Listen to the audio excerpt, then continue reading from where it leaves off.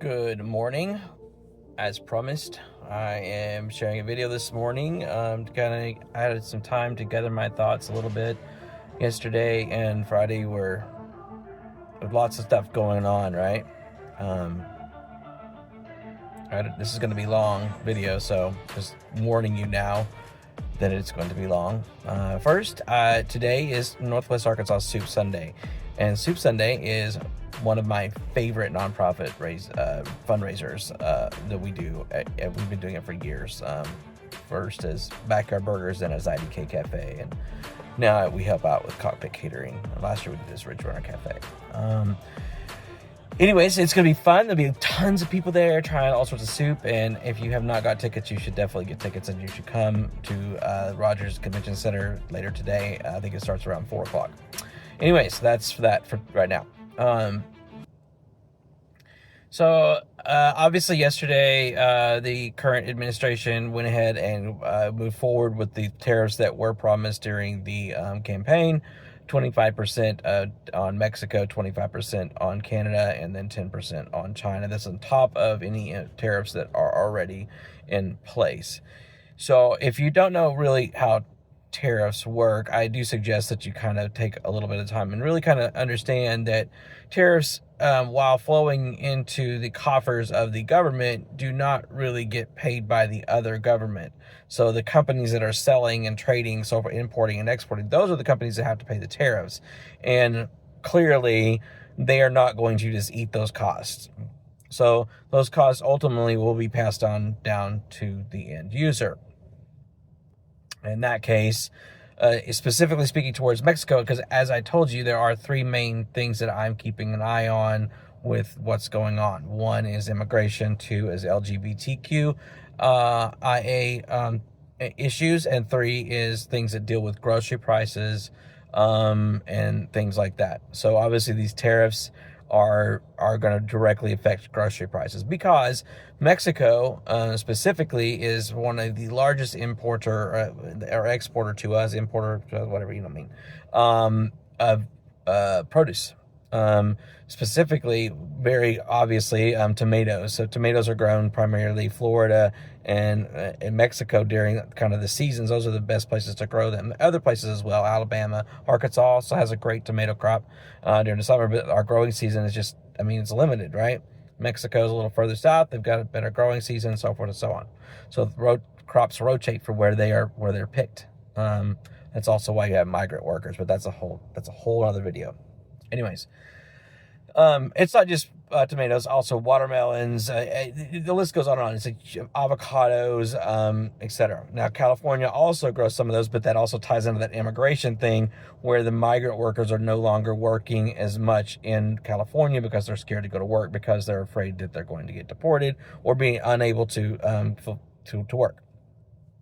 Anyways.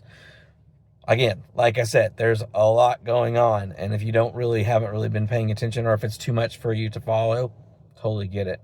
I just want to share kind of, what my thoughts are about how it affects us as a business, how it affects our immediate surroundings. So, obviously, these tariffs are also going to affect things from Canada, which includes things like lumber, and also their energy that they import or export into the United States is going to be tariffed at 10%.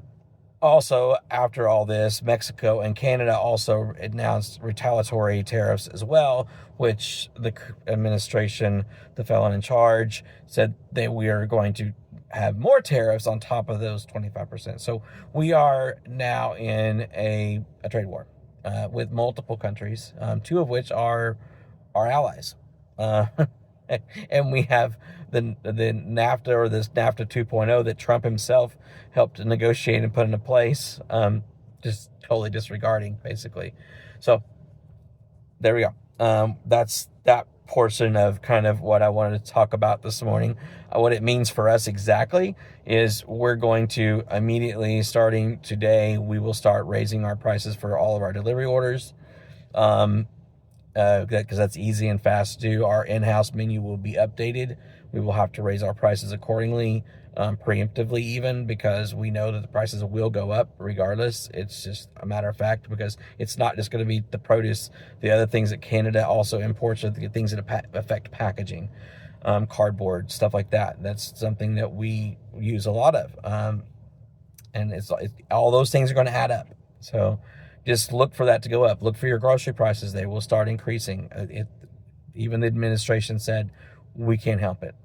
So just these are the things. This is the truth. This is what's happening, regardless of your beliefs or leanings. This is what is happening. So look for that. And as far as not just us, but I guarantee other restaurants, especially DoorDash restaurants, things like that, they're going to be raising their prices very quickly. You'll see it, I expect, very, very quickly. The other thing I want to talk about is, so there's a concerted effort, I believe, a three-prong effort, and Heather Cock Richardson talked about this on her blog and her posts, but it's very plain for me to see. So you really have Trump seeking revenge against anybody he perceives as disloyal.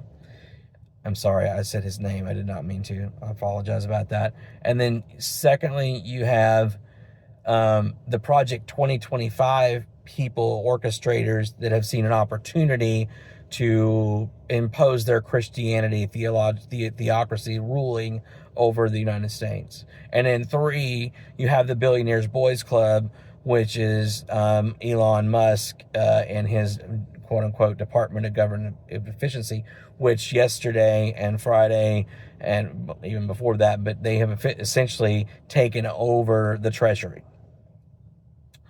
So that means they're in charge. They now have control over the payments that go out to different employees, Social Security, Medicare, etc.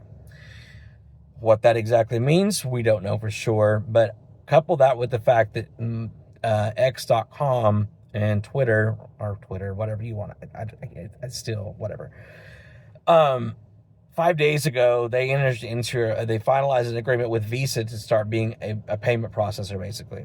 So Elon has long wanted X.com and to be an everything app, which means he wants to control everything. So couple that also with his toying and tinkering with the cryptocurrency markets, etc., along with the fact that he now potentially has control over the Federal Treasury Department. I don't think it takes too much of a genius to kind of see where that's all going. Obviously, he is trying to concentrate power in himself. So it will be very interesting to me to see how all of these three different kind of things play together, because some of these things don't really play nice together. Anyways, so obviously for us personally, as well as in the business side of things that are important to us are figuring out ways that we can be independent. So things like growing our own vegetables and herbs, etc. Having different ways to power our home that's not grid related, things like that. I know it sounds survivalist, and honestly, it kind of is. And that's the world that we live in, unfortunately, right now. I'm not going to move to a commune out in the country just yet, but I wouldn't rule it out in the future.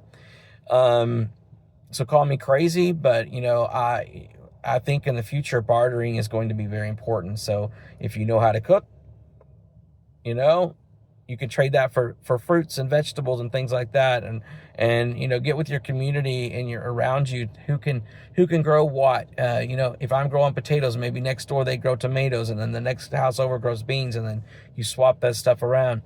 Anyways, it's a whole lot to process. I'm trying to keep this under 10 minutes. So if you haven't followed me, please follow me on TikTok and on Instagram, and then I'm also on Facebook as well. These will be posted there. Stay safe. Make sure that you know that love will win, even if it's scary right now. Stay safe, guys.